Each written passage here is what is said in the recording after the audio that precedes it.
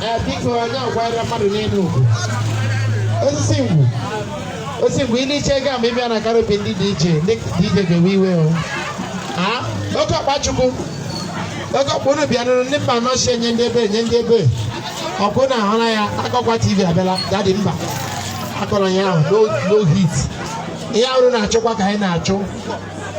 Daddy chere anya pause wala this ego for a very long time. Cool down here na achọ ka m na-achụ.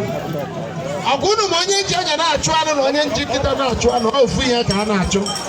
Akokwa TV no be so. Celebrity young man I greet you. DJ, egi ga-akọrọ na cultural throughout. Everybody name mmanwụ in a special way.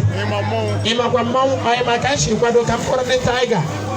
Ịma ka nshi kwado Daddy land ebe ndrim down. I'm loyal. I'm culture.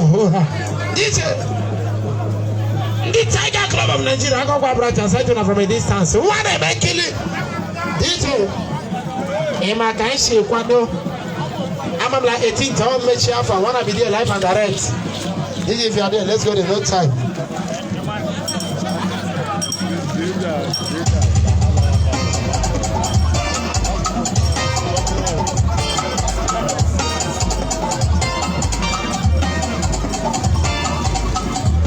What's always a judgment?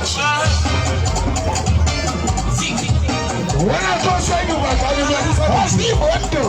So that's where. So don't get it. Okay.